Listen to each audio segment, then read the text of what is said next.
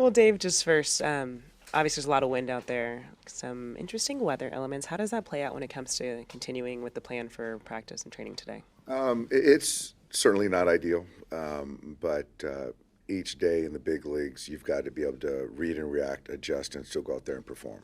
So um, we're going to go out there. Guys got to get their work in, and we're not going to change that. How important are these next few days before a game starts? And then I just kind of, in addition to that, the next few weeks before some of the guys go for WBC.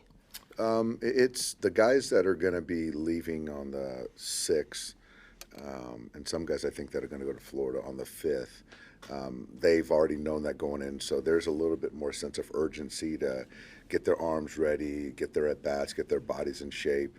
The other guys, we feel good about where they're at. So, like I said earlier, it's as guys start to leave, it'll give other guys an opportunity to get some looks while they're gone too. And do you have a starter for Saturday? It's going to be Michael Grove. I know Andres is going to throw an inning. Huddy will throw an inning. There'll be some other guys, but Michael will start. Compared to a year ago at this time, do you feel like Kershaw is having a normal camp, considering that he only picked up the baseball last January? Do you feel like there's a difference as far as what he's able to do this spring compared to a year ago? Yeah, I do. Obviously, with the initial expectation to pitch for Team USA, there was an earlier ramp up, and he came into camp feeling good. So I think that having a healthy offseason and where he was at, he's in a really good spot. Looks great physically, mentally, and definitely different from last year. Do you feel like he might throw to hitters on the backfield, or is he just going to go into games? I think that the thought was we were ramping him up because it was going to be the WBC. That's taken off the table now. So to not to take a little step back, I think that's sort of the thought we're at right now. So yeah, he's going to throw to hitters, but I just don't know when that's going to be. You said Hudson's pitching in that game on Saturday. So Yeah. is he progressing better? He is, he is, and we're still mindful of the ankle, but I saw him on the list, and that's the expectation right now. For the WBC guys, like the position players, are they going to play more innings than they typically would, like in a spring training game in the first week or two? Yeah, like Mookie, Will,